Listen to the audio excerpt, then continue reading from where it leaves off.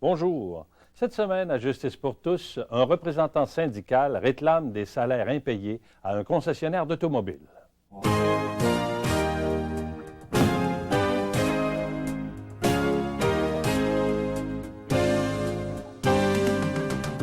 M. Tremblay était concessionnaire d'automobile. Un jour, il informe ses employés qu'ils sont mis à pied. Quelques jours plus tard, il ferme définitivement boutique, sans payer toutefois le dernier salaire des employés, leur paye de vacances et également leur jour de maladie. Le représentant syndical réclame alors les montants impayés. M. Joly a choisi comme avocate Maître Francine Léger pour représenter tous les employés.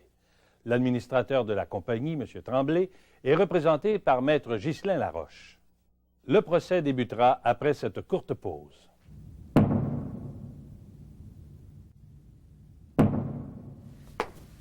Silence, tout le monde debout. La Cour du Québec, chambre civile, présidée par l'honorable juge Gilles Trudel, est maintenant ouverte. Veuillez vous asseoir. Bonjour, je vais partir l'enregistrement. Merci. Les procureurs sont priés de s'identifier, s'il vous plaît. Pour le demandeur, Richard Joly, Francine Léger, 6850 Sherbrooke-Est, suite 350 à Montréal. Pour le défendeur, Ghislain Laroche, 4255 rue Wellington, le bureau 101 à Verdun. Alors, j'ai pris connaissance du dossier. Vous pouvez procéder. Alors, votre premier témoin. Monsieur Joly.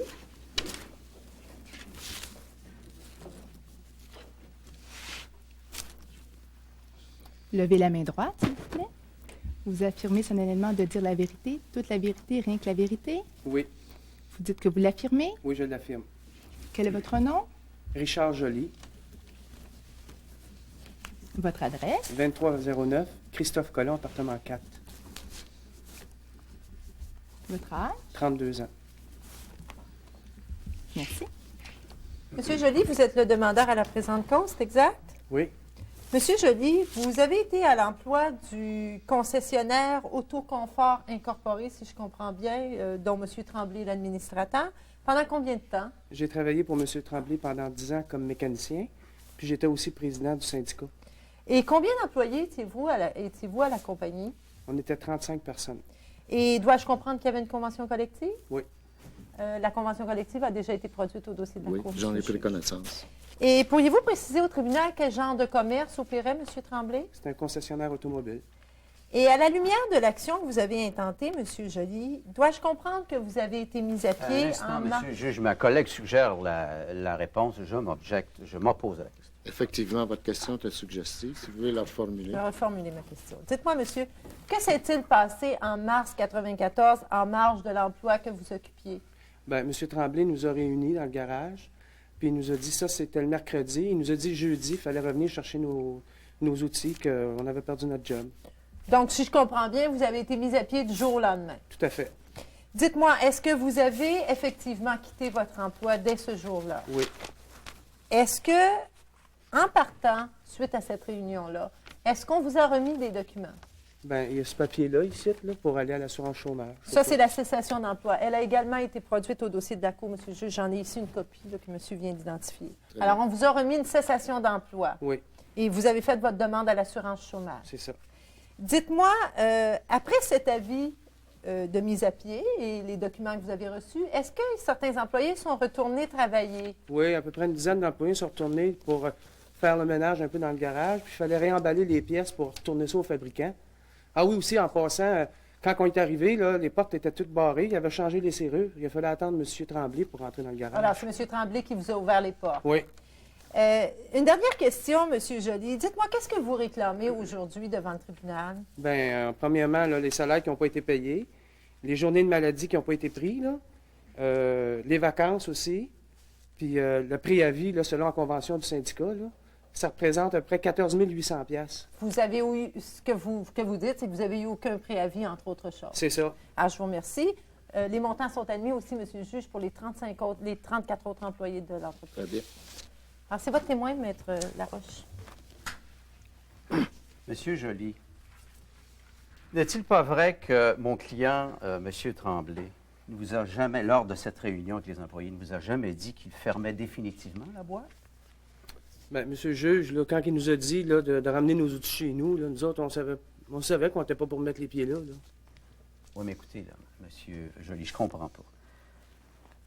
Vous nous dites que lors de cette réunion-là, M. Tremblay vous a annoncé qu'il fermait définitivement le garage, mais d'autre part, vous nous dites qu'il y a des employés qui sont restés pour faire du travail. Je ne comprends pas, là, Ben, c'est un instant, contradictoire. là. C'est parce qu'il y en a qui sont retournés, là, juste pour faire le nettoyage du garage, c'est tout. De toute façon, le syndicat nous avait dit qu'il ne fallait pas mettre les pieds là. Monsieur Tremblay, n'est-il pas exact, Monsieur Joly, pardon, n'est-il pas exact que mon client, M. Tremblay, lors de cette fameuse réunion de mars 94, il vous a fait part de son intention de rouvrir le garage dès que les affaires reprendraient? Monsieur le juge, moi, je me souviens pas en tout que M. Tremblay m'ait dit ça. J'ai pas d'autres questions, merci. M. Tremblay se présente à la barre pour témoigner. Alors, M. Tremblay, voulez-vous dire au tribunal, en mars 1994, je comprends que vous étiez administrateur d'une entreprise? C'est exact. Entreprise Autoconfort. Exact. M. Tremblay, à cette époque, en mars 1994, voulez-vous nous dire qu'est-ce qui s'est passé dans votre ancienne entreprise? Eh bien, à ce moment-là, j'ai réuni mes employés pour leur annoncer une mauvaise nouvelle. Je devais fermer temporairement mon commerce. M. Tremblay, vous dites bien une fermeture temporaire. Est-ce que vous pourriez vous expliquer là-dessus devant le tribunal? Pour moi, c'est bien, ça n'arrivait rien de définitif, ça c'est sûr. Mais à ce moment-là, je peux dire, en mars 1994, je ne pouvais pas préciser la durée de la fermeture de mon commerce. Monsieur Tremblay, je vous montre ici, ma collègue tout à l'heure en a fait état, je vous montre ici un avis de cessation d'emploi. Vous reconnaissez votre signature ici? Exact. Oui. Alors, montrez ma collègue, c'est bien ça. Alors, voulez-vous lire sur le document de quel genre d'avis de cessation d'emploi il s'agissait? C'est une cessation d'emploi temporaire. C'est bien ce que le document est. Exact. Alors, je vous remets votre copie, Maître Léger. Ici. Alors, dans votre esprit, monsieur Mais là, j'objecte, Tremblay. votre Seigneur, parce que mon confrère, on n'est pas ici là, pour exprimer des sentiments ou dans votre esprit, c'est beaucoup trop subjectif comme question et je pense que la question ne devrait pas être permise de cette façon, du moins. Bien, je pense que j'aurai à me prononcer sur le type de cessation d'emploi dont il s'agit. Je pense que je devrais connaître les motifs du témoin. Alors, vous reformulez votre question. D'accord, monsieur le juge, je reformule la question de façon plus précise. Monsieur Tremblay, quelles étaient vos intentions véritables quand vous avez réuni vos employés au mois de mars 1994? Pour moi, c'était un coup de force que je voulais exercer pour faire en sorte que le fabricant réinvestisse dans l'entreprise. Les produits ne se vendaient pas, puis c'était le seul moyen que je disposais pour faire en sorte que je puisse obtenir du financement. Et vous savez, j'étais le concessionnaire numéro 1. Alors, à ce moment-là, toujours en mars 1994, monsieur Tremblay, vous déteniez une concession automobile et je comprends que les affaires n'allaient pas bien. En réalité, avant les mises à pied de mars 1994, j'ai tenté pendant des semaines de sauver ma concession en négociant avec le fabricant. Toujours à cette époque, en mars 1994, monsieur Tremblay, est-ce que vous deviez beaucoup d'argent à la banque? Des milliers de dollars, monsieur le juge. Et en faisant ces mises à pied, j'espérais forcer le fabricant automobile à reprendre les pièces d'auto. Mais monsieur Tremblay, mais pourquoi le fabricant aurait-il agi de cette manière-là? C'est bien simple, monsieur le juge. C'était dans mon contrat. Je vois. Une dernière question, monsieur Tremblay. Quand avez-vous vraiment réalisé là, que la fermeture de votre commerce était devenue... la réouverture, pardon, était devenue impossible? Monsieur le juge, avant les mises à pied de 1994, j'ai tenté de faire des négociations avec le fabricant et après ma réunion des employés. Et finalement, le fabricant m'a répondu, « Lucien, on ne peut plus rien faire, on regrette beaucoup, mais on ne peut rien faire pour sauver la concession. » Jusque-là, j'avais toujours eu l'intention de rouvrir mon commerce. C'est bien, merci. Je n'ai pas d'autres questions. Alors, c'est votre témoin, Maître Léger. Monsieur Tremblay, je remarque que vous insistez vraiment pour nous dire que la fermeture de votre entreprise n'était vraiment pas définitive selon ce que vous interprétez. C'est exact? C'est exact. Alors, dites-moi, Monsieur Tremblay, quand vous avez rencontré vos employés, pourquoi leur avez-vous dit d'apporter leur coffre d'outils avec eux? Pourquoi M. Joly a témoigné à l'effet que vous aviez changé les serrures? Pourquoi vous aviez fait ça si vous aviez l'intention de réouvrir? C'est parce que moi, à l'époque, j'étais sûr que si j'avais le comptant pour ouvrir l'entreprise, je repartais dans les semaines qui suivent. Et dites-moi une chose, vous avez remis une cessation d'emploi, vous avez dit aux employés de reprendre leur coffre d'outils, vous avez changé les serrures. N'est-il pas exact que vous avez également enlevé l'enseigne où il était inscrit le nom du concessionnaire automobile? Oui, elle n'était pas payée. Je la devais en entier, alors le fournisseur est venu la reprendre. Mais M. Tremblay, une dernière question. N'est-il pas exact que la compagnie Les Autoconforts a fait faillite? Ben oui. Et combien de temps après la fermeture du garage? 3 mois après la fermeture du garage. Donc, c'est en faillite depuis 3 mois après la fermeture. C'est bien ce que vous dites. Ben oui. Je vous remercie, monsieur. Je n'ai pas d'autres questions. Alors, M. Tremblay, c'est la preuve en défense. Nous connaîtrons les arguments des avocats après ce qui suit.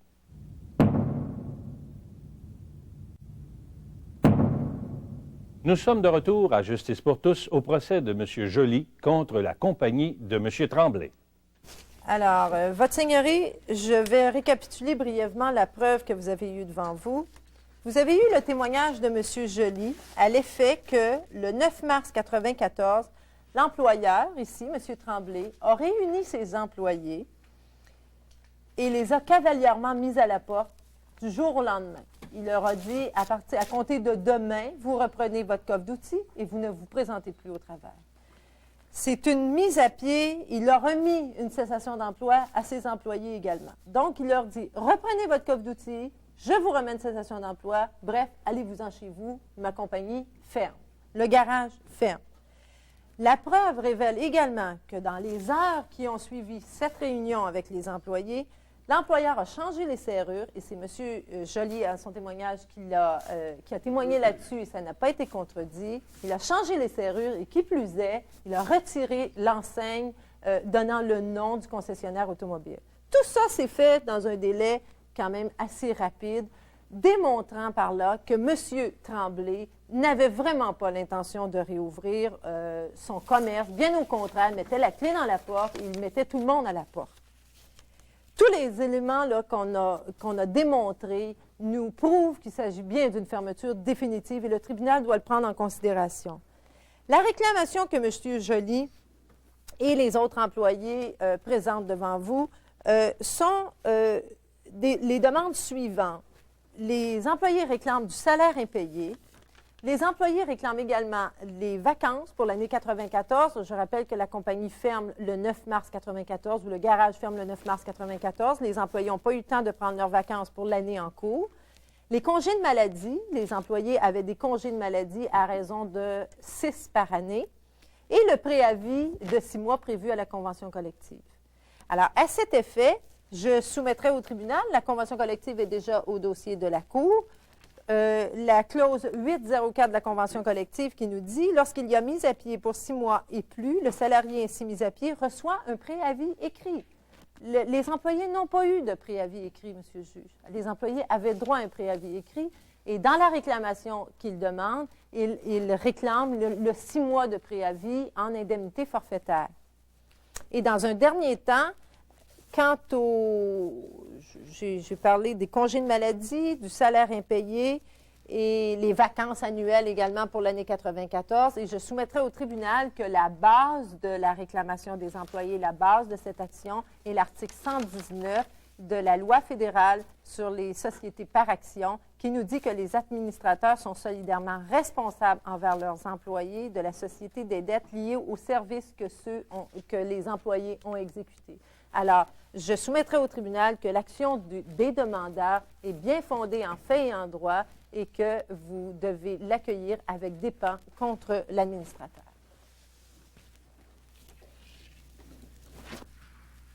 Monsieur le juge, je soulèverai deux moyens devant vous. Le premier, selon moi, cette action est prématurée.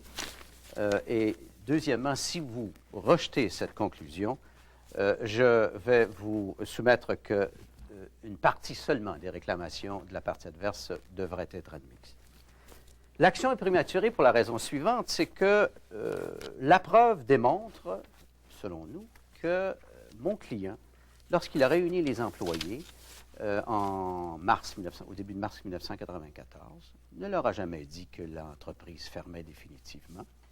Il a témoigné à l'effet que son commerce fermait temporairement et il était incapable à ce moment-là de dire pour quelle durée cette fermeture était prévue. En conséquence, la réclamation pour l'indemnité de préavis de cessation d'emploi est irrecevable parce que la convention collective dit textuellement à l'article 804 que si la durée de la mise à pied est indéterminée, au moment où elle survient, le salarié pourra réclamer le préavis lorsque la mise à pied aura duré effectivement 6 mois. Au moment de l'action, ce n'était pas le cas. Donc, cette réclamation est irrecevable et devrait être rejetée. Par ailleurs, il est admis, nous avons admis, et c'est au dossier, que sur la question des salaires et des vacances, mon client est responsable comme administrateur à ce moment-là, et est responsable du paiement de ces sommes-là, parce qu'il s'agit, comme dit la loi, le texte que ma consoeur a signalé, l'article 119, il s'agit d'une dette engageant la responsabilité de mon client comme administrateur à ce moment-là. Il s'agissait d'une dette liée à des services rendus par des employés au bénéfice de l'entreprise. En ce qui regarde les journées de maladie non utilisées, je soutiens, Monsieur le juge, qu'il ne s'agit pas de salaire et cette réclamation ne devrait pas non plus être accueillie parce qu'elle ne constitue pas une dette résultant du service des employés au bénéfice de l'entreprise. Alors, si on résume la position du défendeur, c'est simple, le salaire et vacances est admis, mais quant aux autres réclamations, elles devraient être rejetées. Merci, monsieur. Demeurez avec nous pour savoir si l'administrateur de la compagnie sera tenu de payer. L'honorable juge Gilles Trudel de la Cour du Québec nous dit si M. Tremblay aura à payer ses anciens employés. Alors, je suis prêt à rendre jugement. Richard Joly et les autres employés mentionnés dans la procédure réclament du défendeur des montants d'indemnité à titre de salaire impayé, de jours de vacances, de jours de maladie non utilisés et de préavis. M. Tremblay était le seul actionnaire de la compagnie Autoconfort qui opérait une concession de véhicules automobiles. Il y avait également une convention collective entre le syndicat et la compagnie. Le 9 mars 1994, le défendeur Tremblay a réuni ses employés pour leur annoncer qu'il y aurait une mise à pied temporaire, du moins c'est selon son témoignage.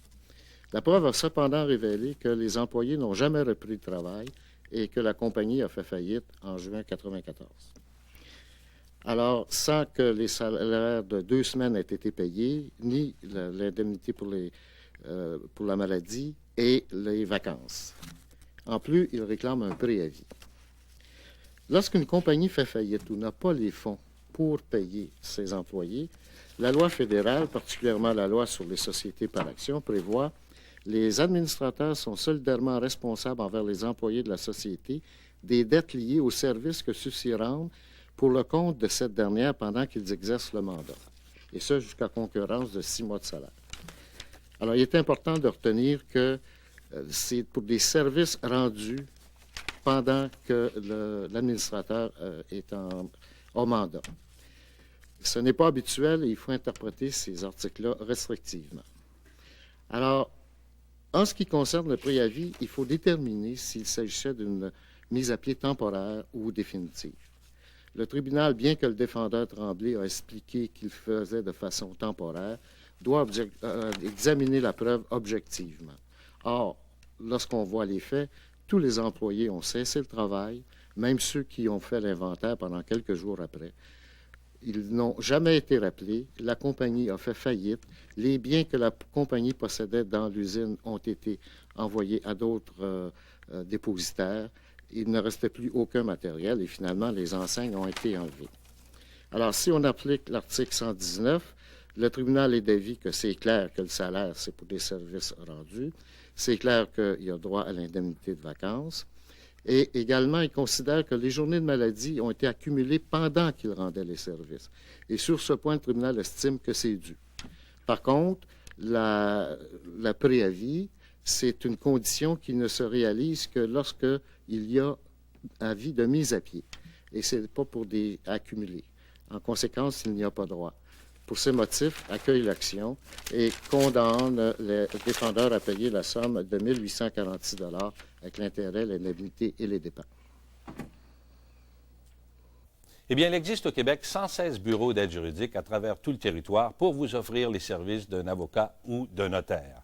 Si vous êtes admissible à l'aide juridique, et ça pour le savoir, il faut vérifier bien sûr les seuils d'admissibilité. Pour les connaître, ces seuils d'admissibilité, eh bien, je vous invite à nous écrire pour obtenir un dépliant qui va vous les donner. Ça va vous donner également les services offerts et les services non couverts. Ça va vous donner également la liste de tous ces bureaux d'aide juridique. Alors écrivez-nous à Aide juridique, caisse postale 123, Complexe des Jardins, Montréal. Aide juridique, caisse postale 123, Complexe des Jardins, Montréal, et vous feront parvenir gratuitement ce dépliant explicatif de l'aide juridique. Vous y trouverez donc l'adresse de tous ces bureaux. Entre-temps, vous pouvez les obtenir, ces bureaux, en regardant l'annuaire téléphonique sous la rubrique Aide juridique. Bonne semaine à tous.